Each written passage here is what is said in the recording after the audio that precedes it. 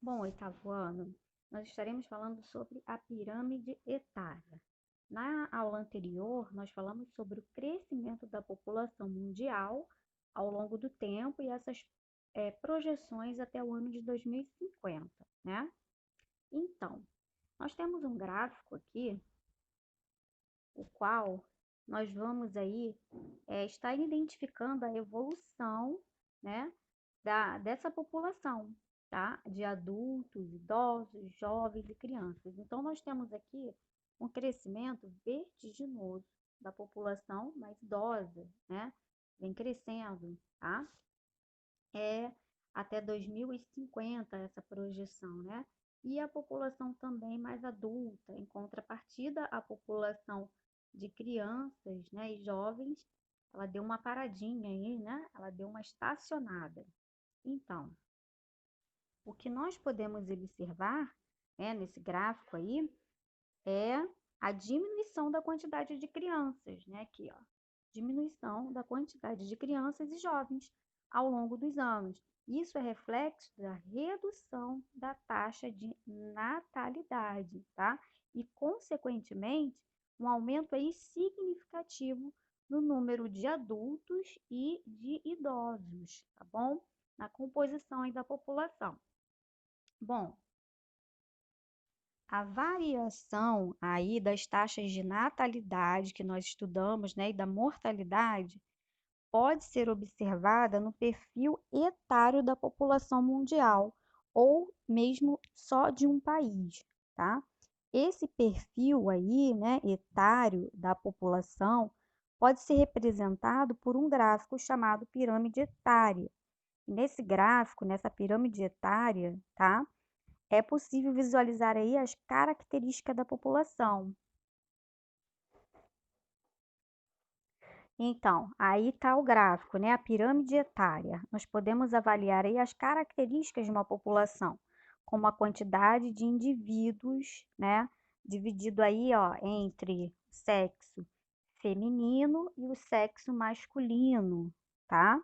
E as faixas etárias, como jovens, né? Ó, jovens e adultos, crianças, idosos, tá? Então, nós vamos aprender a ler aí as pirâmides etárias de cada lugar, né? De uma determinada população. Bom, aqui nós temos duas pirâmides, né? Da população mundial, uma de 2017 e outra de 2050. O que nós podemos observar de diferente entre uma e outra? Aqui nós temos uma base maior, ou seja, uma maior taxa de natalidade, mais números de nascimentos. E aqui, uma base muito menor, ou seja, a diminuição dessa taxa de natalidade. Porém, aqui nós temos uma população mais idosa, ou seja, a população envelheceu mais, tá? Então, nós temos aqui uma base larga, né? Uma maior taxa de natalidade, maior quantidade de crianças, jovens, né? E menor quantidade de idosos. Aqui, nessa pirâmide abaixo, nós temos, nós temos aí uma quantidade menor, né, de nascimentos, tá? O que faz com que a população venha a envelhecer, tá bom? Nós vamos ver outras pirâmides e analisar um pouco mais a fundo. Bom, e com base aí, agora nos conhecimentos sobre a pirâmide etária, nós estaremos analisando outras pirâmides, tá? Aqui nós temos a pirâmide etária da Bolívia. Trata-se aí de um país, né, subdesenvolvido, tá? Então, nós temos uma base muito larga, né, e um topo bem pequeno. O que que essa pirâmide ela retrata para gente? Ela possui aí uma taxa de natalidade bem elevada, né? Bastante nascimentos, uma população jovem, né? Uma população de crianças e jovens bem maior do que os idosos, né? O número de idosos, tá? Então, isso, nós temos outra pirâmide aqui que é interessante a gente analisar também, que é a da Coreia do Sul, que é um país, né, mais desenvolvido que a Bolívia, né? Um país desenvolvido.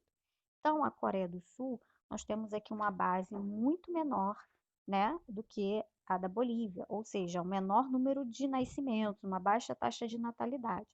Em contrapartida, nós temos uma uma faixa idosa um pouco maior. Então, isso quer dizer que esse país está caminhando aí para um envelhecimento da sua população, tá bom? Isso se dá porque os países desenvolvidos, eles possuem aí um planejamento familiar muito maior, tá?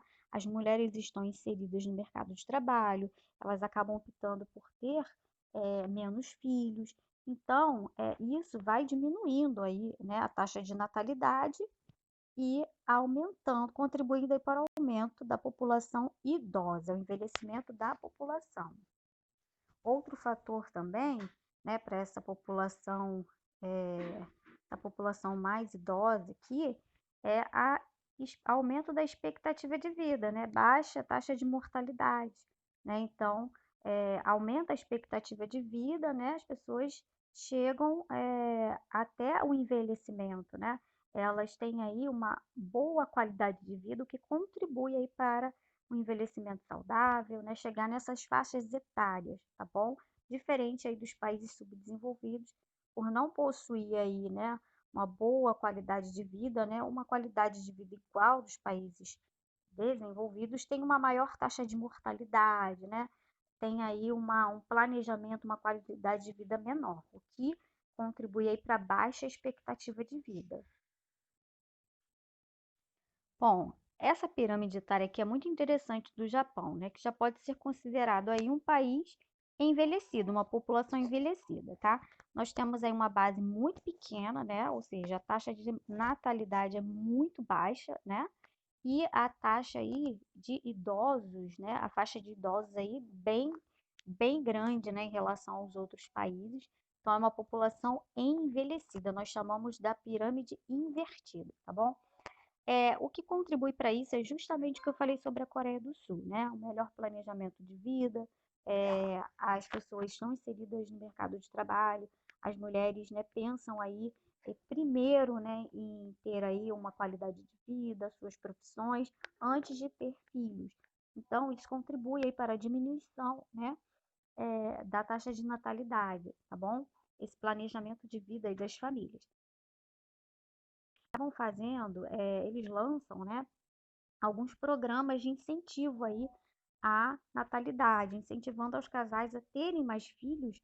Para quê? Para que a população não, para que reverta essa situação da pirâmide, né, da pirâmide invertida. Por quê? Porque essa população muito idosa, isso aqui dificulta aí na mão de obra, né? Porque é uma população já aposentada e eles precisam de mais jovens para que continuem trabalhando, contribuindo com os impostos, né? Inclusive, essa população mais jovem é que contribui com os impostos, né, para a população mais idosa. A população mais idosa, ela já contribuiu, hoje ela não contribui mais, ela recebe a aposentadoria.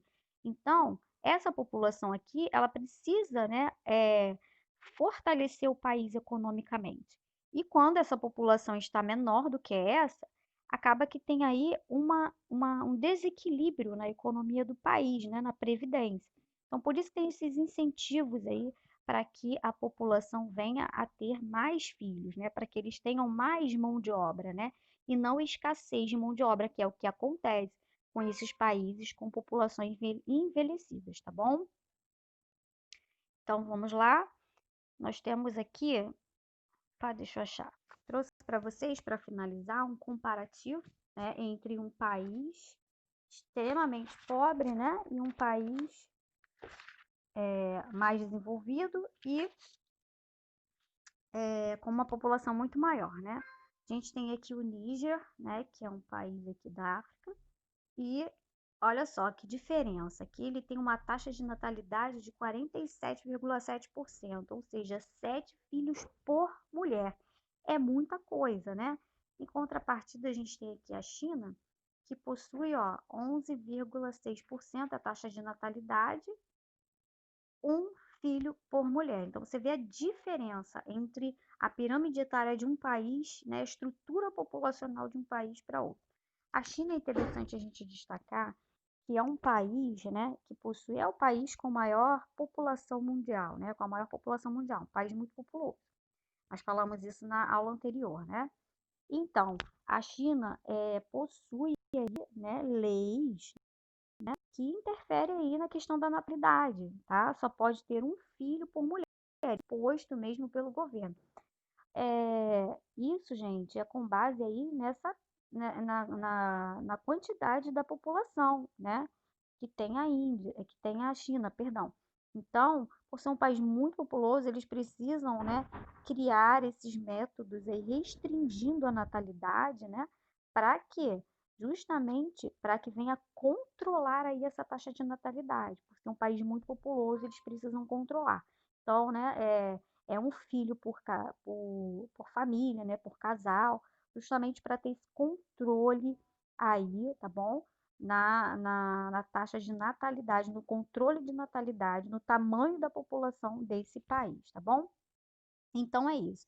Nós conhecemos aí as estruturas das pirâmides etárias, né, que correspondem aí às estruturas da população, tá bom? De cada lugar, né, de uma determinada população.